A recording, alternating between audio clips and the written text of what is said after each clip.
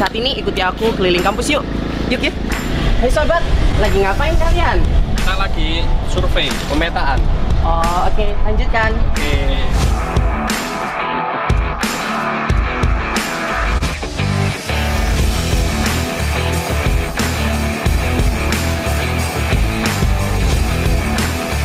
Untuk mencari referensi, saya selalu ke perpustakaan ini.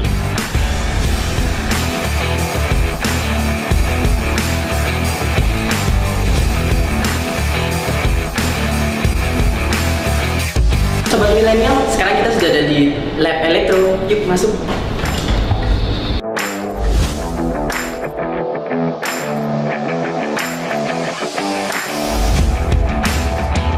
Sekarang kita sudah ada di lab teknik informatika.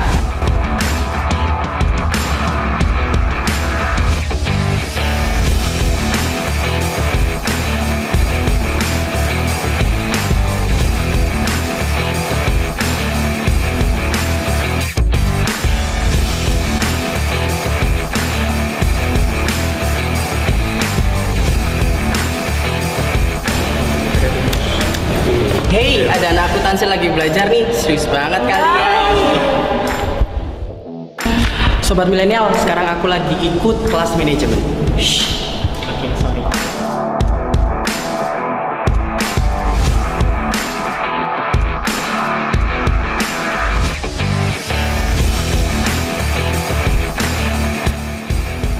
Yuk bergabung dengan kami di Universitas Widya Kartika. Humanis, inovatif, kreatif. Yeay!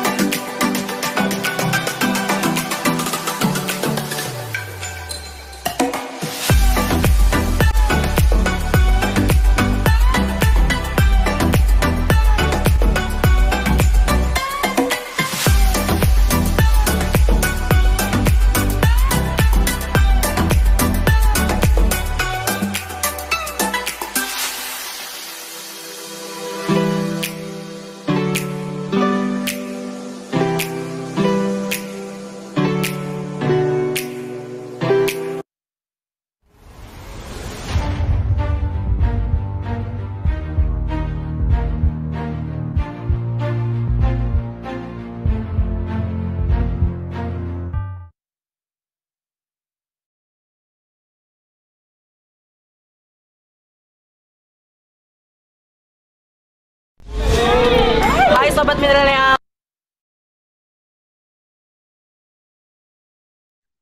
Halo, selamat malam Sobat Wika dan selamat datang di Koridor Ide New Generation. Baik, acara pada malam hari ini akan segera kita mulai ya.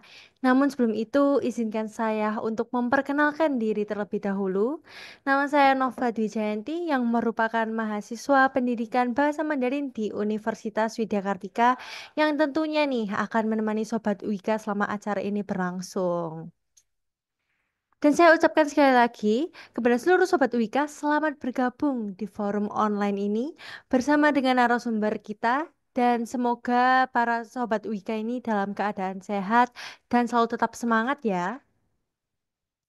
Oh ya, saya mau kasih info tambahan nih untuk Sobat Wika dapat memfollow Instagram, Facebook, Twitter, TikTok di @infowika tanpa tanda baca ya. Dan jangan lupa subscribe nih di YouTube Universitas Widya Kartika karena kita akan menayangkan video acara hari ini di playlist YouTube Koridor Ide Wika. Dan tentunya jangan lupa untuk subscribe juga nih karena kita bakalan info update mengenai Wika dan koridor ide tentunya. Koridor ide ini bersifat gratis dengan judul dan narasumber yang akan membawakan ide-ide dan ilmu-ilmu yang dibagikan kepada sobat Wika sekalian. Lalu nih, informasi tambahan untuk seluruh Sobat Wika yang mungkin lagi tertarik nih untuk menyelesaikan pendidikan jenjang sarjana atau mungkin ada kalian yang sedang bekerja lalu ingin melanjutkan studinya, dapatkan informasi yang kalian butuhkan melalui WA official kami di nomor 0812 3277 0503 dan juga 0851 0097 9475 dan dapatkan beasiswa yang kami tawarkan. Juga ada reward loh buat kalian yang berhasil nih merekomendasikan saudara, teman, kerabat, atau siapapun itu ke Wika. Jadi ayo segera daftarkan diri kalian melalui link di pmb.widyakartika.ac.id.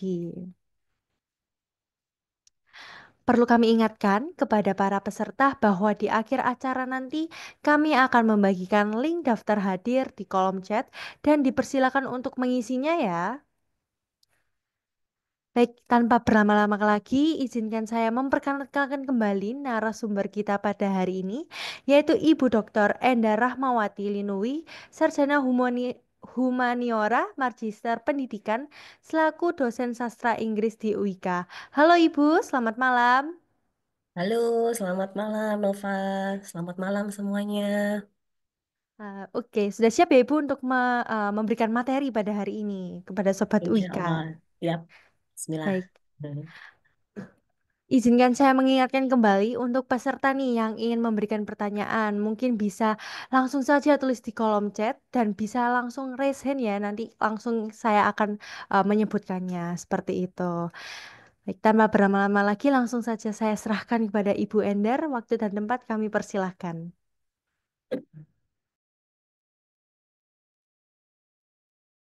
Baik, terima kasih. Saya coba share screen dulu ya.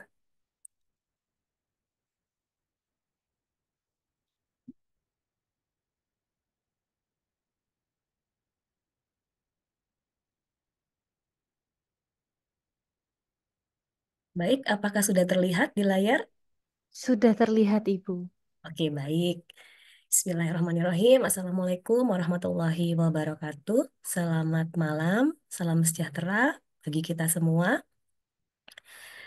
First of all, I would like to say thank you to Koridor Ide. Thank you for inviting me, for giving me an opportunity to do the presentation this evening, and also for all the participants.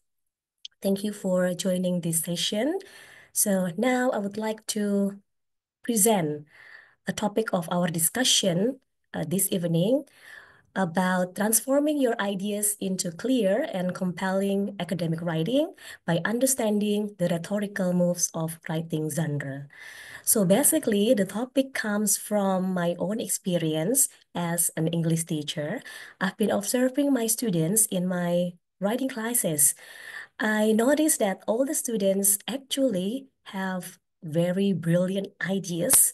They have updated issues that come into their mind, but they still actually struggle with how to organize their ideas, how to effectively communicate their ideas into written form.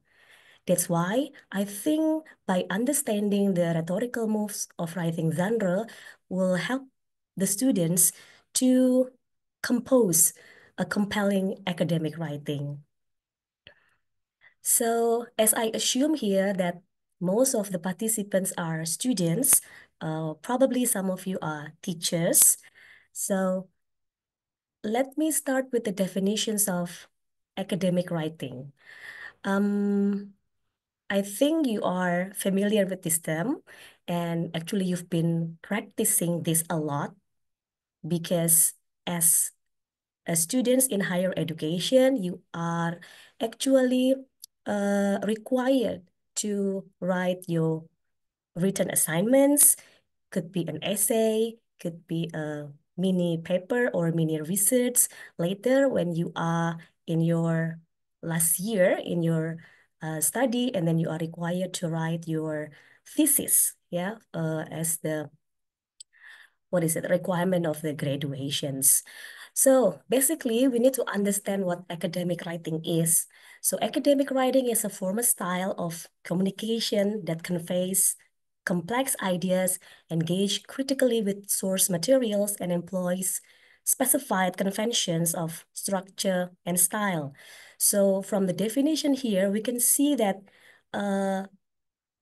the basic principle of academic writing is the way you communicate your ideas, of course, based on the references that you have read, and you need to use particular conventions of structure. So every academic writing, there are several types of academic writing. Later on, we'll be talking about it more. So each piece of academic writing has its own structure and style. That's why to compose an effective academic writing, you do not only need to engage critically with the references that you have read, convey your ideas clearly, but you also need to understand about the particular conventions of the structure. That's why rhetorical moves here as the structures of the writing can help you later to understand the purpose and the structure. So academic writing actually is distinct in purpose and structure. So when we want to write, the first thing that we need to think is the purpose of our writing. Okay, we need to focus on the purpose or the aim of our writing, because academic writing serves various purposes depending on the type of writing. So thinking about the purpose of your writing helps you maintain your focus of your writing while you are persuading. For example, in your persuasive essay, you are narrating in your narrative essay, or you are doing comparison and contrast in your compare and contrast essay. So you need to set the purpose first. And then, of course, we need to think about the structure. As I mentioned earlier, that the structure of each genre of writing is different. That's why first we understand the purpose, and then we can adhere a certain structural conventions that utilize specific formats depending on the genre that we are writing. For example, when you are writing an essay, the structure must be different from the way you write research articles. The way you write an essay will be different with the way you write a thesis. Yeah? Okay.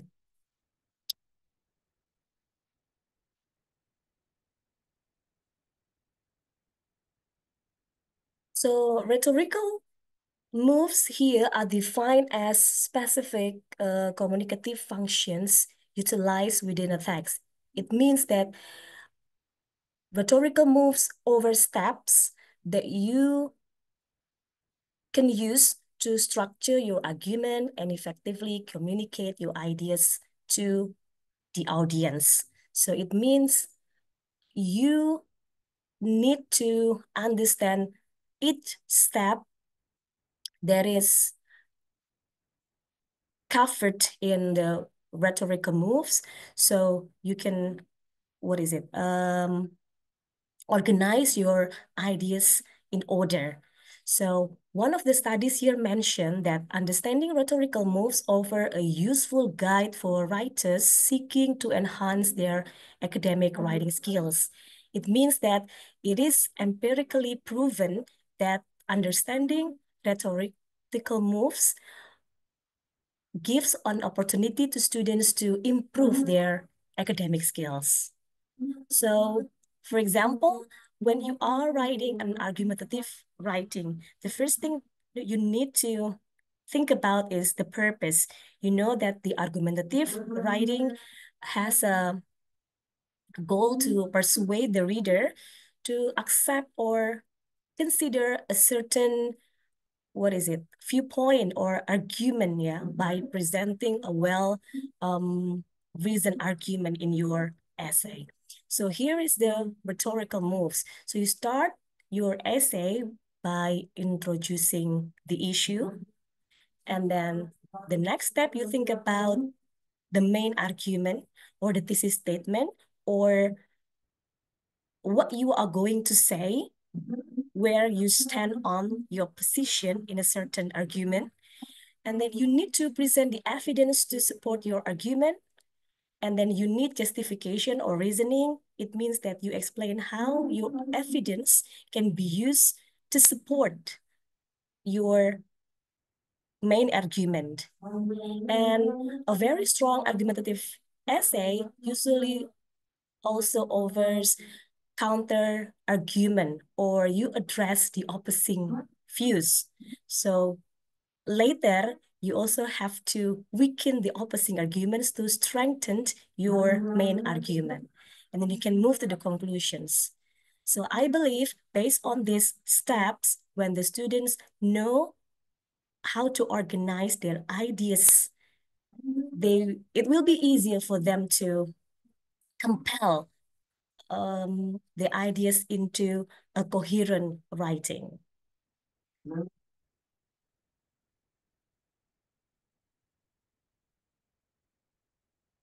Okay. So here, let me continue with explanation about different academic disciplines actually employs a unique rhetorical conventions. So it means that different genre of writing has its own specific rhetorical techniques. So for example, in narrative essay, the moves are first, we start with the introductions. In the introduction, we need to set the scene, introduce the characters, set the time and the place.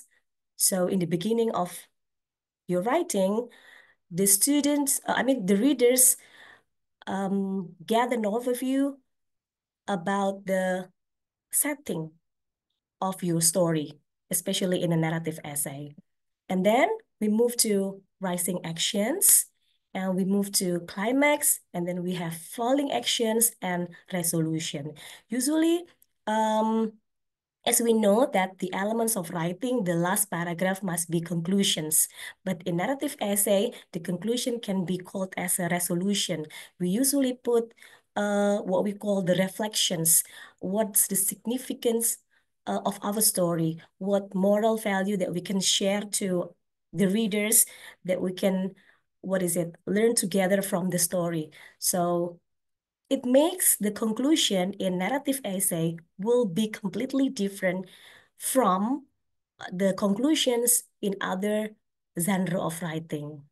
That's why when you know the purpose of your writing, when you know the genre of your writing, and then you know the specific rhetorical techniques, and then it will be easier for you to organize your ideas.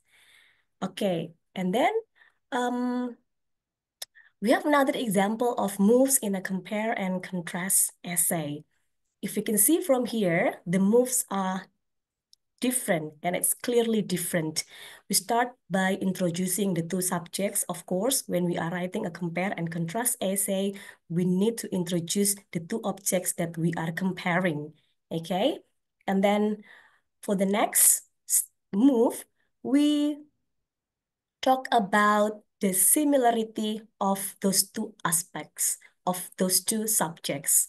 And then the second step, we present the differences. And then the last, we summarize the main points. In the beginning, you are still confused how to write a compare and contrast essay. Again, in the beginning, you may have a lot in your mind. You know how they are different. You know how they are similar, but you don't know how to organize your complex ideas into a piece of writing. So by knowing this design, by knowing these rhetorical techniques, and then you can easily start your writing. Okay, I know that the first move that I need to put here is, okay, introducing the two subjects. And then the second one, I need to compare, okay, the similarity only. The next, I focus on the differences. And the last, I summarize the main points of those two objects. Okay, and then I still have another example of another different essay. So here, the moves in a problem and solutions essay. So we start the first move with introducing the problem. Of course, you have to explain what the problem is, and then you present the problem that hint the possible solutions. As you want to write a problem and solution essay, of course, you have to provide the solution as well. So that's why in the beginning, after introducing the problem, you also have to give a hint at a possible solution. And the possible solutions that you explain in your introduction as the thesis statement later on will be explained in details in move number 4. It is explain one or more solutions to address the problem. Before that, you can define the problem very clearly. And then the last, you summarize the problem and the solutions. Usually in this problem and solution essay, you can, of course, give your own point of view. You can also give your suggestion. And even though this is very subjective, okay, it's okay as you are the author, you have your own point of view, and it's very possible for us to put our own thought in the conclusions. Okay, now let me move to the other genre of writing. Maybe this one is quite challenging for some students as you are doing this later at the end of your study. I mean, when you are writing your thesis. So thesis actually is, we can say it as a genre of writing, because as I mentioned earlier, that when you are writing a thesis, the way you write a thesis will be different from the way you write an article, the way you write an essay. Of course, because in thesis, we have the sub-genre. So what are the sub-genres of thesis? We have the abstract, we have the introduction sections, and then we have the literature review, related literature review, and then we have methods, results and discussions, and conclusions. So all of them, we call it as a sub-genre of thesis, because that's the part of thesis. So for example, when you write an abstract, maybe for some of you, this is very difficult, even though you are very good at English, even though, yeah, you have no problem with the language actually, but because you just don't know the structure and then you are not used to it, so it's very difficult for you to write an abstract, even though actually abstract only requires about 150 to 200 words, but still you are struggling with that because you don't know the structure. So here the moves, if you understand the moves, hopefully it will be easier for you to write your own abstract. So we start with the introduce the research topic and its importance. And then you mentioned about the purpose of your study, the method that you apply in your study, and then the results in your study, usually the key findings. And then the last you mentioned about the implications. Implication means the effect or the contributions of your findings. So if you have these 5 moves in your abstract, I think you have made a compelling academic writing, especially in abstract writing. And the other example of another genre of writing, we have the introduction section of thesis. So the moves are, first, you establish the topic and the context. Yeah, remember, you need to talk about the topic first. And then you identify the research problem. You identify why this topic is worth researching, worth investigating.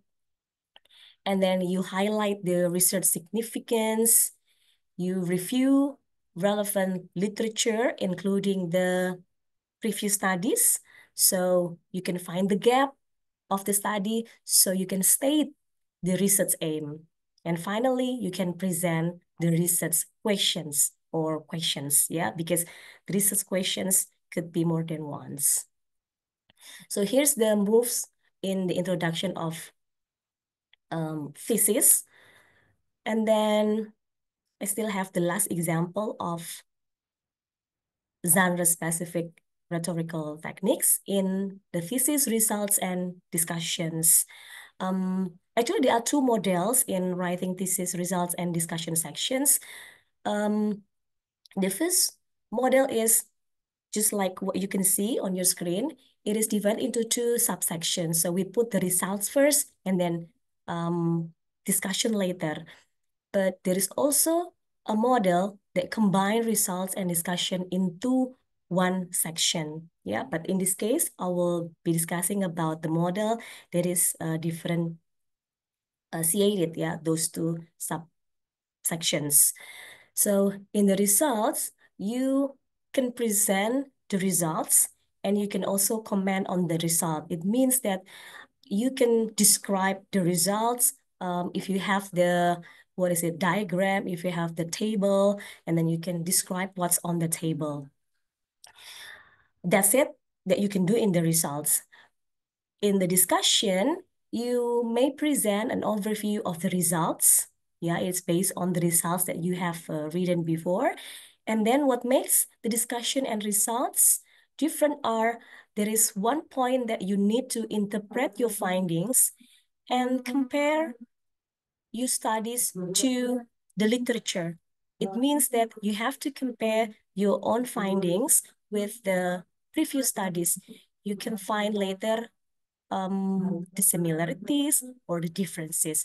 And then the way you interpret the findings after comparing them with the previous results, you can analyze how they are different, how they are similar, what are possible things that make them similar or different, or maybe there's something new, something very new that you can say it in the next step or in the next move while you are evaluating the novelty. It means there is something new that the previous studies never have found it yet. So in your study, probably you can add something from the previous ones.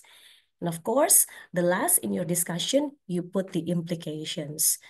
So if you know this step while you are writing your thesis, especially in result and discussion sections, um, it will be easier for you to differentiate how to differentiate the results and how to write the discussions, because I've been observing my students' work while I'm guiding their thesis, especially in thesis result and discussion.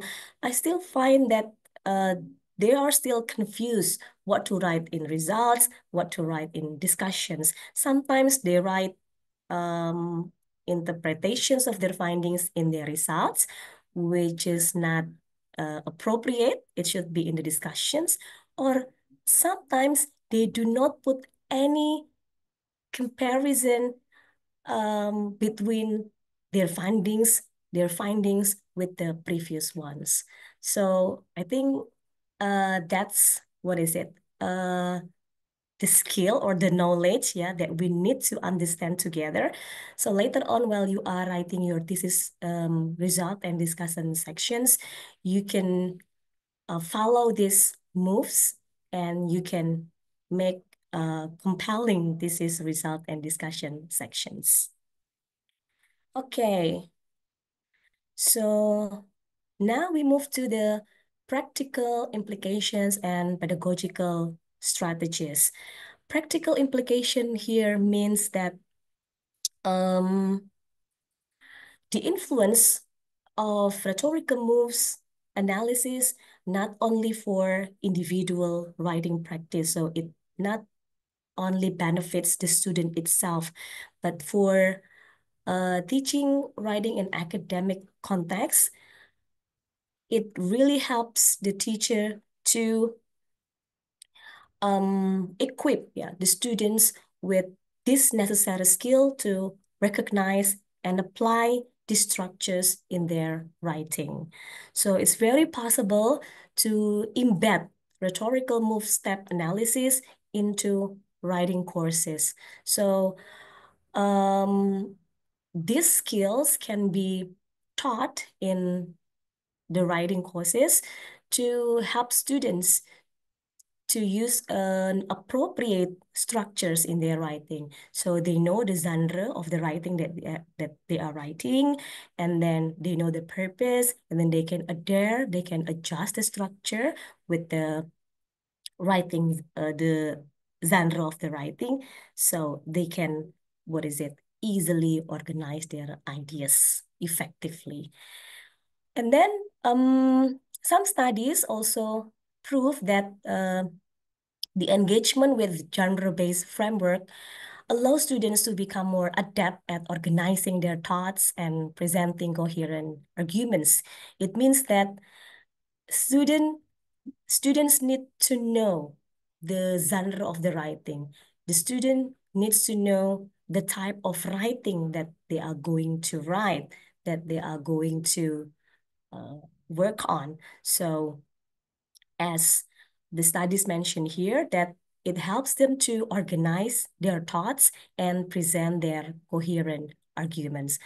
Sometimes students still think like this.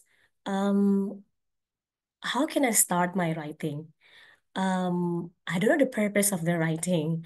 Writing is very hard for me to do as, yeah, a lot of in my mind, but I don't know how to convert my abstract ideas into the written text. And we have to admit that writing is probably is the most difficult skill, as unlike speaking, while we are doing the communication here, if there is something unclear, you can easily clarify. You can, say it in another expression to make it easier to your friend to understand what you are talking about. But in written form, you have no way to do that because what you see is all text, right? So you can only understand from what you are reading. You have no additional information from other sources that the speaking can do. For example, like clarifying directly on the people that we are talking to. Okay, so Again, because that issue, that's why I think we need to understand the, what is it, genre of the writing, and then we know the rhetorical structures of the writing. So as the other study also mentioned that introducing the concept of rhetorical styles in the academic writing class is essential as an effort to assist them in writing a specific genre.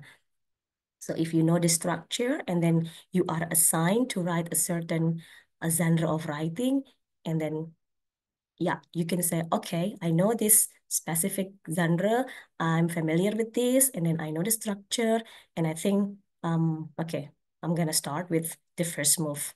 Okay, so you can see, okay, the first move if the first move is it is what is it? It depends on uh, the genre of the writing. Okay, so now we can come to the conclusion. So understanding and utilizing rhetorical moves is essential for effective academic writing. And recognizing the structures and function of rhetorical moves helps writers or helps students create clearer and more compelling texts. And rhetorical moves requires awareness of genre-specific conventions. I think we agree with this. We need to understand the genre-specific convention first, so you can apply the rhetorical moves. And then this move over pedagogical opportunities to improve writing instructions. It means that the benefit is not only for the students, but it's also to the teachers. They have an option, they have an alternative way to teach the writing, to teach in writing courses using this approach. They can give the understanding of rhetorical structures to their students, so the students can improve their writing by understanding the genre-specific conventions in their writing. Okay, before I end my presentation, I have this. Maybe you can practice later. Yeah, we have pre-writing planner. So this is a writer's best friend. Okay, so before you write, that's why the name is pre-writing planner. Yeah, we do the pre-writing. You start thinking about the topic. Okay, what will I write about? And then you think about the purpose. Am I writing to inform, to entertain, to persuade, or to analyze? And then you think of the structure. What are the moves would work best to meet my writing purpose? Okay, so it will be in line, the purpose and the structure. In the middle of that way, you will be able to identify the genre of the writing. And then the next step, you think about, what do I need to do next for my writing? If you are writing your thesis, you can start the consultation. If you are doing, what is it, your essays, you can start with a discussion with the lecturers talking about the language use maybe. So for example, in descriptive text, in descriptive essay, mostly the tenses that we are using present tense. But while you are talking about your experience in narrative essay, you will be focusing on the use of, what is it, simple past. So those things that we can do next, yeah, after you know the purpose and the structure of your writing. Okay, so I think that's all for my presentations. I will stop sharing and then I give to Nova, yeah, for question and answer session. Thank you. Oke, terima kasih banyak untuk Ibu Endar. Mungkin dari Sobat Wika sekalian ada yang ingin bertanya nih mengenai materi yang sudah dijabarkan oleh Ibu Endar sendiri?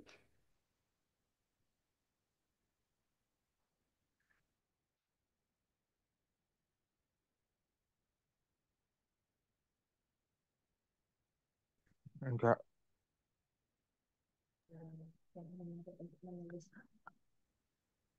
Ada yang ingin bertanya? Tadi saya dengar ada suara. mungkin bisa raise hand terlebih dahulu.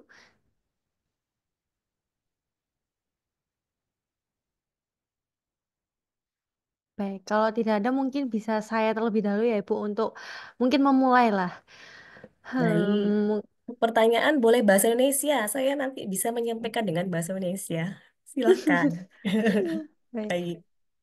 Mungkin bagaimana sih cara membuat sebuah ide menulis nih untuk topik yang menarik seperti itu, Ibu? Bagaimana cara membuat sebuah idenya gitu untuk kita bisa menulis sebuah topik yang mungkin apalagi kayak Gen Z, Gen Alpha yang sulit membaca ya, Bu. Jadi bagaimana caranya untuk mereka bisa melirik lah tulisan kita seperti itu. Oke, baik. Pertanyaannya menarik ya. Kita bicara tentang ide. Tadi sudah saya jelaskan bahwa mahasiswa ini yang saya perhatikan di kelas writing saya, mereka tuh sebenarnya nggak pernah kehabisan ide. Gitu. Mereka malah punya ide-ide yang sangat update, mereka punya ide yang sangat kritis, bahkan bisa melihat dari point of view yang saya mungkin tidak terpikir sebelumnya. Begitu. Itu juga sangat berkaitan dengan exposure mereka ya. Jadi selama ini kan kita tidak bisa memungkiri bahwa exposure internet, exposure sosial media, ya, apapun itu bentuknya, YouTube, kemudian TikTok, Instagram, yang membuat mereka bahkan ada di titik mungkin terlalu banyak informasi begitu, sehingga kadang susah memfilter. Tapi positif side-nya adalah mereka akhirnya tidak pernah punya apa ya ide-ide yang menurut saya malah itu membosankan. Justru itu ide-ide yang menarik sekali. Jadi selama saya membimbing mahasiswa, baik itu paper ataupun skripsi, saya menemukan hal-hal baru.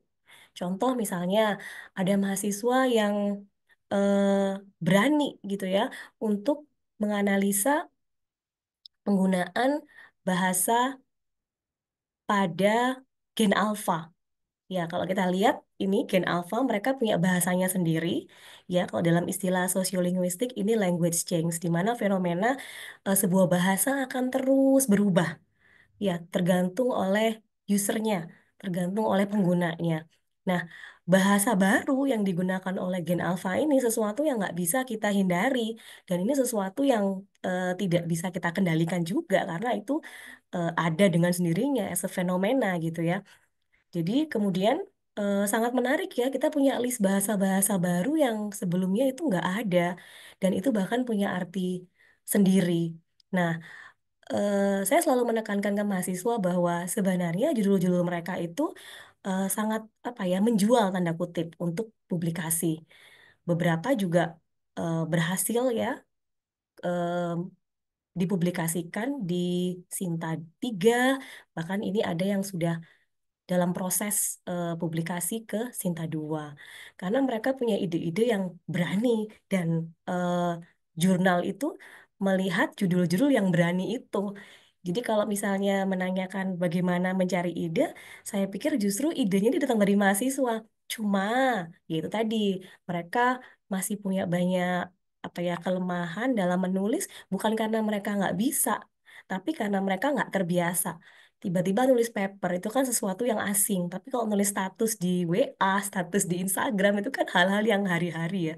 Tapi kalau nulis paper, apalagi sifatnya akademik, itu butuh pembiasaan dan itu punya strukturnya sendiri. So that's why saya menekankan harus tahu dulu nih strukturnya seperti apa, sehingga ketika mereka mau organize ideas itu sudah pada tempatnya sesuai dengan move-nya tadi yang saya jelaskan. Begitu ya. Semoga menjawab. Baik, terima kasih, Bu. Nah, mungkin kita ada pertanyaan lagi di kolom chat. My name is William Ehud Gunawan. I have a question. Oh, bentar. I have a question to ask. When I write my thesis, I have to write down points of problems. Does that kind of problem identification method applies here? Thank you. Seperti itu.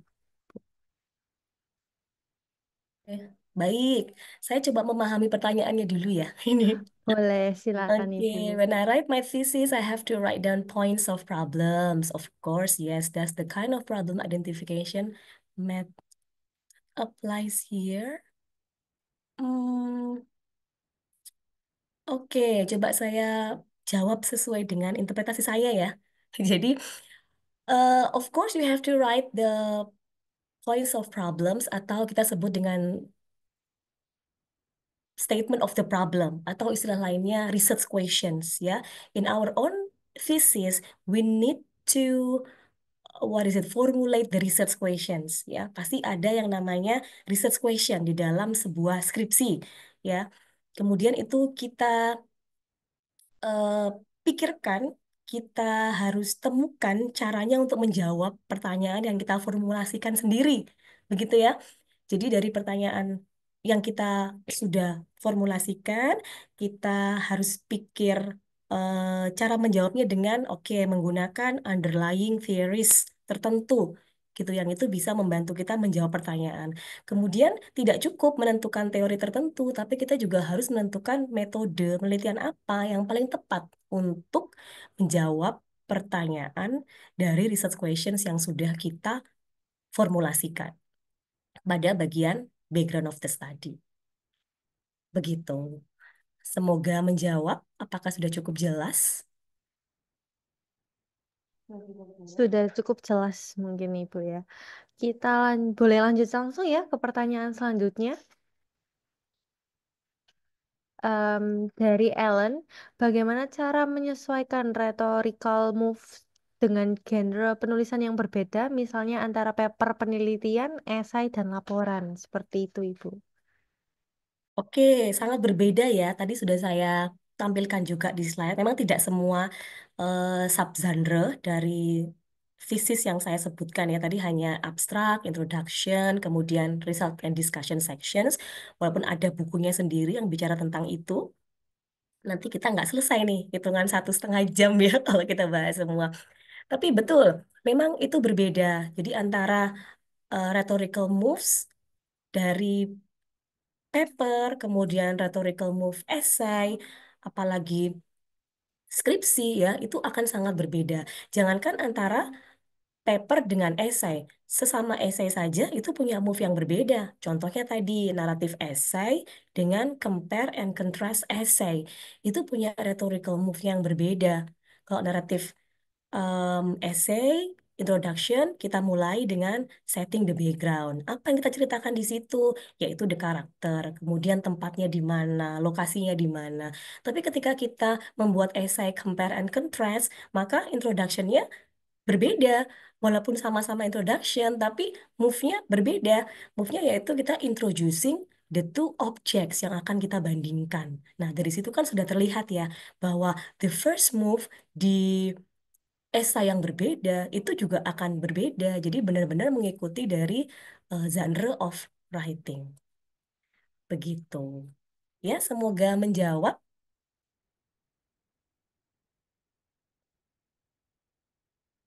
Oke, kita lanjut ke pertanyaan selanjutnya ya. Ada dari VCU Erwin. Hello, if I may, I have a question to ask Miss Ender. Do you think the formal nature of academic reading limit creativity as well as enhancement for the younger generation? Some of us may this of academic reading structure model as rigid and too lengthy, which may not be an ideal option for clear communication. I wonder if you can share your opinion on the matter. Thanks. Oke, thank you. Very good questions. This is from siapa ini ya? Oke, ya. I get the point. Yes, maybe for some of you who have very, what is it, wild ideas, yeah, you may think that you are limited to the structure, to the formal natures of academic writing, right? That you have written in the chat box. That's why if you want to explore your creativity, we have what we call academic writing. Oh, sorry, creative writing. Okay, so in creative writing, you feel what is it? More free to write. You are not that limited, yeah, to the structure, to the natures of academic writing. So again, um, I have mentioned in my presentations that we need to concern two things, right? The first is the purpose and the structures while we are writing. But actually, there is one thing that we need to consider is about the audience. But I didn't mention because I just want to focus on these two. What is it? Matters. So if we consider the other aspect that is audience, and then we can adjust the writing that we are going to write, whether academic or what is it? Creative writing. So if you want to feel free to express your ideas, you can write it in your, for example, um, poem, ya, berbentuk puisi mungkin, atau berbentuk cerita, ya, atau novel. Mungkin novel terlalu berat, apa ya, cerpen misalnya. Nah, itu kan hal-hal yang sifatnya tidak mengikat ya, tidak ada aturan yang rigid seperti academic writing. Nah, itu kita sesuaikan dengan audiens kita. Audiens kita memang untuk yang sifatnya apa? Kreatif atau yang akademik. Tetapi ketika kita dalam konteks akademik, ketika kita disuruh menulis skripsi, kan nggak mungkin yang kita serahkan itu adalah puisi atau cerita pendek, begitu ya. Yang diminta ya salah satu syarat kelulusan yaitu menulis skripsi, menulis sebuah karya ilmiah. Nah, dalam menulis karya ilmiah itu ya memang kita harus mengikuti aturan-aturan yang ada dalam penulisan academic writing. Begitu. Tapi sebenarnya juga tidak menutup kemungkinan untuk melimitasi ide. Kayak tadi saya jelaskan di awal, ada mahasiswa sastra Inggris yang berani mengambil tema apa bahasa Gen Z. Ada juga yang mengambil tema tentang em, bahasa yang dipakai pada live Shopee. Nah, itu kan juga sebenarnya ide-ide yang apa ya, menurut saya itu agak nggak lazim gitu, bahkan nggak terpikir untuk saya untuk dianalisa, tapi mereka bisa punya ide yang seperti itu, dan menurut saya itu kreatif. Nah, kita bisa kemas dalam sebuah karya ilmiah, kita bisa kemas dalam satu tulisan yang akademik dengan apa memasukkan teori-teori yang berkaitan, sesuaikan dengan kajiannya, menggunakan metode penelitian yang sesuai, sehingga bisa menghasilkan findings yang em, bermanfaat untuk teman-teman paling tidak sesama prodi. Begitu. Ya, oke, semoga menjawab. Terima kasih untuk pertanyaannya. Baik, terima kasih Bu. Kita langsung ke pertanyaan selanjutnya. Dari Zakio Suprobo, apakah pre-writing planner yang ditunjukkan adalah kemampuan yang wajib dipahami untuk membuat esai dan novel? Oke, em, kemampuan yang wajib dipahami. Kalau menggunakan kalimat itu sepertinya terlalu strong ya. Mungkin istilahnya itu membantu kalian atau apa ya, initial guidance gitu dalam menulis.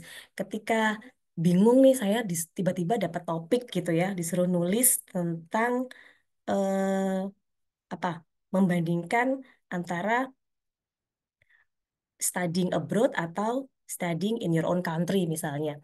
Nah, kemudian em, topiknya udah itu ya. Kemudian kita mau mengekstrak lagi. Nanti saya mau lebih spesifik kemana nih. Nah, pre-writing planner itu menentukan, oke, topiknya ini, kemudian purpose-nya apa. Oke, ini termasuk jenis compare and contrast essay, ya. Kemudian, oke, karena ini compare and contrast, maka struktur yang saya butuhkan nanti apa? Step pertama saya harus menulis apa, step kedua, step ketiga, sampai step keempat, begitu ya, move-nya sudah jelas. Nah, itu sudah menjadi initial guidance, sehingga nanti ketika sudah harus menulis, gitu ya, setelah itu kan ada what's next. What's next juga sebenarnya nggak langsung menulis ya. Mungkin beberapa mahasiswa di sini yang sudah beberapa kali di kelas writing saya, eh, nggak pernah ya saya tiba-tiba suruh menulis kecuali di awal pertemuan saya pengen tahu dulu nih kemampuan menulisnya sampai mana gitu ya. Tapi setelah kita dalam pertemuan berikutnya pasti sebelum langsung menulis draft itu pasti saya beri kesempatan untuk membuat outline. Jadi what's next-nya itu kita bisa buat outline-nya dulu. Sudah sesuai nggak dengan move-nya ini? Poin-poinnya dulu. Sehingga saya tahu nih, oh ternyata idenya memang sudah terorganize dengan baik. Oh ternyata ide ini nggak relevan, ini nggak bisa masuk sini harusnya. Nah itu kita bicarakan dulu, kita diskusikan. Sampai nanti akhirnya mereka sudah selesai dengan outline, baru kemudian itu dituangkan dalam satu bentuk tulisan yang lengkap, sebuah esai. Jadi ya pre-writing planner ini sebenarnya sebagai initial guidance aja untuk memulai menulis apapun itu. Bisa esai, bisa novel gitu ya, atau apapun bentuk tulisannya. Terima kasih, semoga menjawab ya. Oke, terima kasih. Mungkin ada lagi yang ingin bertanya nih dari sobat-sobat Wika.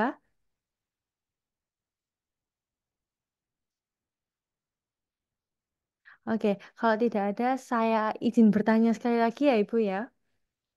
Ya, Mungkin kan silahkan. saya jadi dari Prodi Pendidikan Bahasa Mandarin nih. Seberapa penting sih keterampilan menulis akademik untuk karir saya mungkin nantinya di masa depan? Karena Oke. saya sendiri kan dari Prodi Pendidikan Bahasa Mandarin, seperti Betul, itu. betul, betul. Oke, baik. Wah, ini pertanyaannya ini ya, sudah melihat masa depan. I'm very happy for that. Oke, ini sebenarnya sangat inline. Karena tadi di slide saya juga dijelaskan ada yang namanya pedagogical implications atau strategies. Itu berkaitan dengan eh, pembelajaran dan pengajaran. Ya, bagaimana pemahaman rhetorical moves itu ternyata sangat membawa manfaat, tidak hanya untuk studennya, tapi juga untuk guru. Karena guru bisa mempraktekkan em, metode pemahaman em, rhetorical moves terhadap siswanya supaya siswanya bisa lebih apa ya punya kemampuan menulis dengan mengorganize ideasnya dengan baik. Nah, karena ini pendidikan bahasa Mandarin, asumsi saya ya ini ketika lulus menjadi guru bahasa Mandarin ya. Dan move ini juga berlaku tidak hanya untuk bahasa Inggris, tapi untuk semua bahasa yang mau kita tulis, bahasa Indonesia, bahasa Mandarin mungkin atau bahasa Jawa ya. Jadi bisa saja dipraktekkan ke semua bahasa. Jadi dengan memahami move itu, saya pikir ini menjadi modal yang cukup baik ya sebagai kita nantinya yang mau terjun dalam dunia pendidikan sebagai pengajar gitu. Jadi dengan apa kemampuan kita sebagai guru yang mumpuni terhadap struktur perusahaan tertentu, itu kita bisa ajarkan ke siswa kita supaya mereka punya guidance yang tepat gitu dalam menulis. Begitu. Apakah menjawab, Nova? Sangat menjawab, Ibu. Terima kasih. Iya, Terima sama-sama. Saya juga ucapkan terima kasih nih buat sobat-sobat Wika yang tadi sudah bertanya. Dan Mohon mungkin maaf, Nova ada satu pertanyaan lagi, apakah boleh dijawab ya? boleh, boleh, boleh Ibu. Mungkin juga Oke. masih kan waktu kita masih lumayan banyak nih. Jadi mungkin sobat Wika Hmm. atau mungkin dari murid-muridnya Ibu yang sedang hadir nih boleh langsung aja raise hand gitu. Karena sayang sekali kalau semisal materinya udah bagus terus mereka kebingungan tapi nggak mau tanya seperti itu. Oke, ini ada pertanyaan nih. Apa yang harus saya lakukan atau pernah Ibu lakukan jika masa stuck? Tidak tahu harus menulis apa. Oke, ini pasti pernah dirasakan oleh semua orang ya, gitu. Jadi ini mewakili pertanyaan satu forum ini sepertinya. Ya, jadi betul. Jadi tidak hanya kalian yang pernah stuck. Saya juga stuck nulis disertasi, nulis tesis, nulis skripsi. Itu ada masanya saya nggak tahu mau nulis apa gitu ya, apalagi yang mau ditulis gitu. Even saya pernah berprogres satu kalimat satu hari, tapi saya tetap mengapresiasi diri saya, like saying thank you to myself, makasih ya udah berprogres even satu paragraf. Jadi nggak down gitu ya, aduh kok aku nggak bisa ngerjain apa-apa sih gitu. Nah itu eh, terkait dengan mentality juga. Tapi being stuck in your writing itu sangat-sangat normal. Ya, saya bahkan juga sempat baca buku terkait dengan menulis disertasi. Itu malah isinya banyak tentang menjaga kesehatan mental kita. Karena biasanya memang gangguan-gangguan datang itu sifatnya non-akademik yang membuat kita akhirnya terganggu, ke distract, kemudian merasa ah nggak bisa gitu ya. Nah, sangat normal, sangat wajar. Maka kita punya apa ya, biarkan diri kita untuk punya waktu sendiri. Biasanya saya gitu. Kalau memang saya merasa stuck, nggak bisa ngerjain, oke, I leave it for a while. Ya, like I don't wanna write anything, I don't wanna touch it at all gitu. Saya tinggal aja, kemudian leave it. Mungkin setiap orang punya fase yang berbeda, tapi harus punya target ya. Jadi bisa saya tinggalkan seminggu, 2 minggu tuh saya nggak nulis itu sama sekali. Saya nggak sentuh. I'm doing something that I like. Nah itu kan ngebangun apa? eh Mood ya, gitu. Nah ketika moodnya sudah membaik ya kita please come back to our responsibility, come back to our writing gitu. Jadi jangan ditinggal terus ya udah nggak kembali, nggak dikerjakan. Tapi you can leave it for a while and then come back with fresh mind, with better mood gitu. So you can have what is it? Have a way ya to continue your writing. Kemudian bisa juga dengan bercerita dengan teman-teman progresnya. Jangan takut bercerita dengan teman-teman yang berprogres. Kadang kita down ya, ih dia kok sudah duluan sampai mana nih, saya belum selesai nulis gitu. Tapi kadang dengan kita bercerita gitu ya, kemudian em, kita lihat teman kita berprogres itu memotivasi kita untuk oke, saya mau nih lanjutin gitu. Dia bisa, saya juga pasti bisa gitu ya.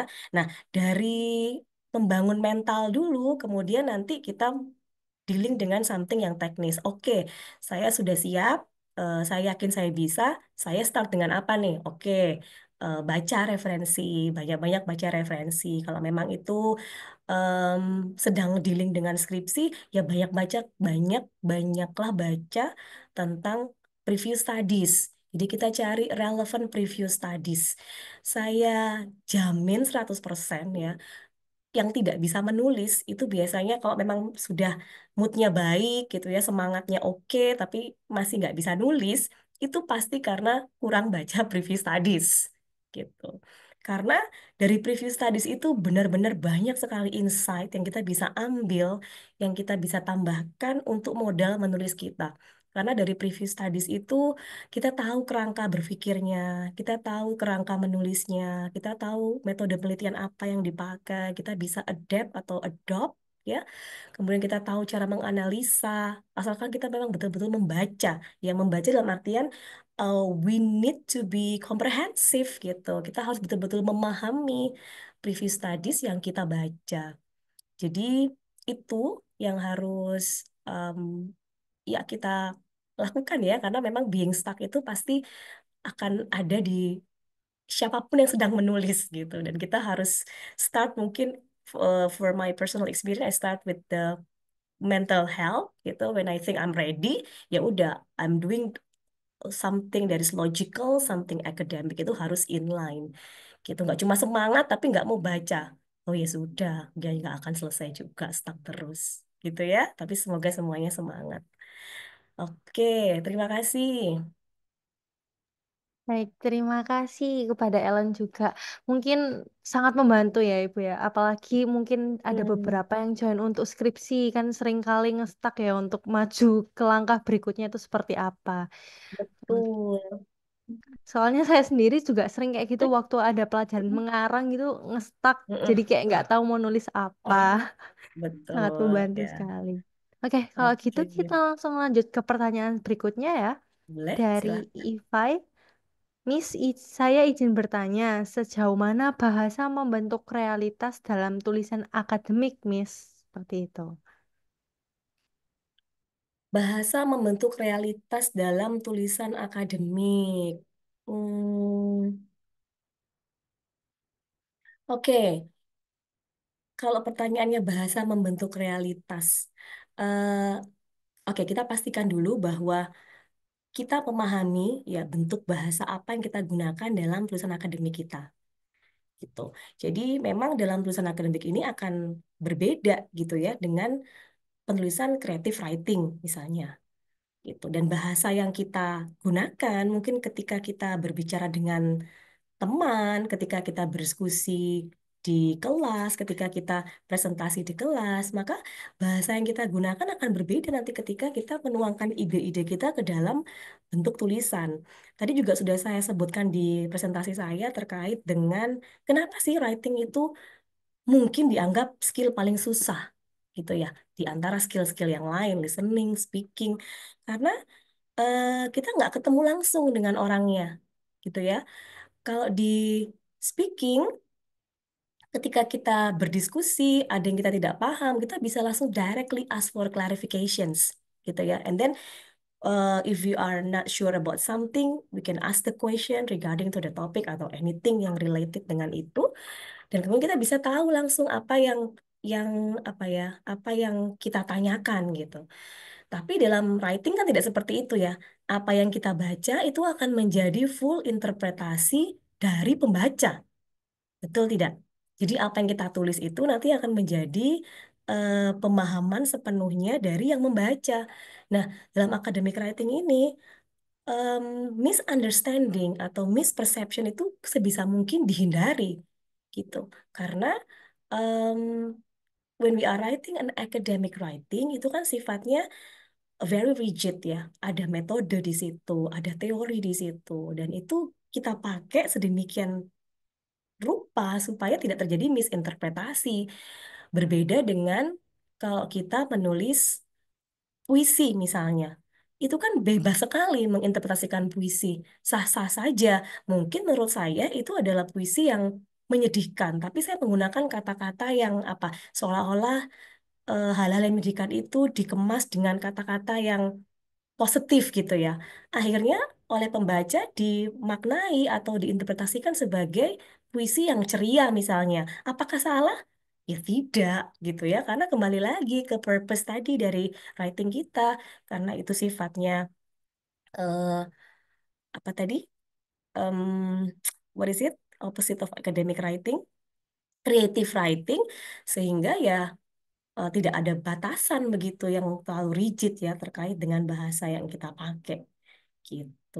Nah, kalau kita presentasi misalnya, walaupun konteksnya formal ya di kelas, ya karena kita spoken form and then we can see the people in person ya, langsung direct questions kalau ada yang nggak jelas. Tapi kalau dalam writing kan tidak bisa begitu. That's why kita harus benar-benar nih menulis sesuai dengan fungsinya, sesuai dengan strukturnya, agar tidak terjadi misinterpretasi, sehingga pembaca pun akan memahami dengan baik apa yang kita sajikan dalam tulisan kita. Begitu. Baik, terima kasih atas jawabannya, Miss. Eh, Iya. bener juga. Soalnya sering kali kalau misal gak usah jauh-jauh untuk kita presentasi aja ya, Miss ya. Kalau misal kita Mm-mm, chattingan sama teman, kadang kan juga bingung mm-mm, salah komunikasinya gimana, hanya sekedar mm-mm. membaca tulisannya seperti Betul, itu. betul. Iya, Ya. apalagi WA ya. Kadang ada orang tuh yang Iya, udah nggak usah chat-chatan, langsung telepon aja supaya lebih jelas. Nah itu em, memang butuh skill untuk merangkai kata itu supaya apa yang kita sampaikan itu nanti diterima sesuai dengan siapa yang membaca gitu kan. Heeh, iya betul betul. Oke, ada yang begitu. ingin bertanya lagi, Sobat Wika? Kalau tidak ada, mungkin pertanyaan terakhir nih. Aduh, maaf sekali Ibu, saya banyak bertanya hari ini. Silahkan. Soalnya cukup menarik nih, Bu, ilmu yang dikasih nih.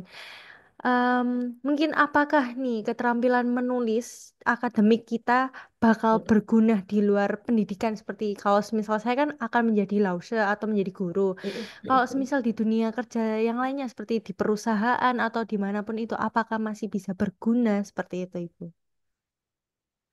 Oke, saya pikir ini sekali lagi ya pertanyaannya terkait dengan masa depan ya. Oh, ini saya jadi apa semangat gini, mahasiswanya sudah mulai memikirkan kira-kira bisa kepakai nggak ilmunya. It's a good point gitu kalau kita aware dengan hal seperti itu. Baik, academic writing pada dunia kerja, saya pikir akan sangat berguna ya, karena bagaimanapun sebenarnya gini, ketika kita menulis itu kan sebenarnya kita sudah punya ideas in our mind gitu ya. Cuma bedanya dengan speaking, ketika speaking kita langsung menyampaikan secara oral, kemudian dalam bentuk writing kita harus bisa mengolah gitu ya, convert the ideas itu dalam struktur yang benar sehingga bisa dipahami dengan baik. Nah, kalau kita sudah punya kemampuan itu, academic writing, itu akan sangat memudahkan kita dalam berkomunikasi in any form. Bisa itu speaking, bisa itu writing, ya. Kemudian eh, ketika kita nanti bekerja misalnya di luar dunia pendidikan, kita kan pasti akan bermitra, kita pasti akan punya partner kerja begitu ya. Kita akan punya mitra perusahaan-perusahaan lain misalnya yang dimana kita mungkin harus berkomunikasi dengan intens. Nah, cara kita berkomunikasi ketika kita sudah memiliki apa sudah terbiasa organizing our ideas, maka the way kita berbicara nanti pun akan sudah sangat terorganize, akan sudah sangat terstruktur. Nah, nanti impactnya apa? Ya, lawan bicara kita akan lebih mudah memahami apa yang kita sampaikan. Misalnya kita presentasi, ya, kita presentasi di perusahaan tempat kita bekerja, atau kita mempresentasikan materi perusahaan kita, tapi di perusahaan yang lain misalnya. Itu kan kita butuh yang namanya communication skill gitu ya. Nah, communication itu kan tidak hanya harus writing ya, tidak hanya harus speaking, tapi dua-duanya. Dan itu kan sumbernya sama, yaitu ideas in your mind. If you are used to organizing your ideas effectively, and then when you are doing it orally or in a written form, ya akan apa? Sama-sama smooth gitu hasilnya. Kemudian kalau misalnya berkorespondensi ya melalui email gitu, itu kan kita harus bisa menyesuaikan apakah ini casual atau formal. Nah, saya pikir academic writing akan cukup membantu, apalagi di era global seperti ini ya, yang saya pikir bahasa Inggris lagi sudah bukan menjadi bahasa yang kayak wow gitu ya, tapi kayak tuntutan. Akhirnya semua orang harus bisa nih, mau nggak mau gitu. Baik, Oke, terima semoga kasih. menjawab ya. Sangat terjawab, Ibu. Mungkin sebelum kita mengakhiri, apakah ada closing statement? Ibu mungkin bisa memberikan nih closing statement untuk Sobat Wika sekalian. Oke, jadi poin-poin yang tadi saya sudah sampaikan, semoga itu bermanfaat ya, memahami tentang rhetorical structures pada writing genre, ya dengan memahami the purpose, kemudian the structure, itu memudahkan kita untuk organizing our ideas, sehingga kita bisa mempunyai kemampuan menulis yang baik, ya, yang itu bisa dipakai bekal kita dalam perjalanan studi kita, entah itu di jurusan sastra Inggris, di pendidikan bahasa Mandarin, atau di prodi lainnya. Karena bagaimanapun tuntutan dari mahasiswa untuk mahasiswa S1 adalah menulis skripsi, ya, yang itu adalah academic writing. Jadi semoga ini bermanfaat, kemudian bisa apa ya memberi nilai tambah pengetahuan kalian dalam menulis. Itu saja dari saya. Terima kasih. Baik, terima kasih banyak Ibu atas materi hari ini. Sungguh sangat luar biasa. Terima Baik, kasih. saya ingatkan kembali kepada para peserta, silakan mengisi daftar link hadir dan link sudah di-share di kolom chat. Untuk seluruh peserta diharapkan untuk segera mengisinya ya. Dan bagi para peserta yang membutuhkan sertifikat acara Koridor Ide ini, silakan menghubungi WhatsApp 0822 2962 6237. Syarat dan ketentuan tetap berlaku ya. Sekali lagi kami sampaikan bahwa video acara hari ini akan tayang di playlist YouTube Koridor Ide UIKA, dan jangan lupa untuk subscribe ya untuk mendapatkan info update mengenai UIKA dan Koridor Ide ini sendiri. Kami juga berterima kasih banyak kepada Ibu Endar selaku narasumber kita pada hari ini yang sudah mau nih berbagi ilmu-ilmu yang sangat menarik dan bermanfaat tentunya, dan juga menemani para Sobat Wika sekalian. Terima kasih banyak Ibu. Sama-sama. It's an honor for me to be here. Thank you. Thank Thank you, you. participants. Thank you, Koridor Ide. Lalu saya juga ingin menyampaikan nih untuk Sobat Wika dan tentunya Ibu Endar juga harus tetap semangat dan juga jaga kesehatan ya. Kami juga memohon maaf jika ada salah kata dan tindakan. Kami mohon undur diri. Sampai jumpa di koridor ide batch berikutnya. Salam humanis, inovatif, dan kreatif. Terima kasih, Ibu.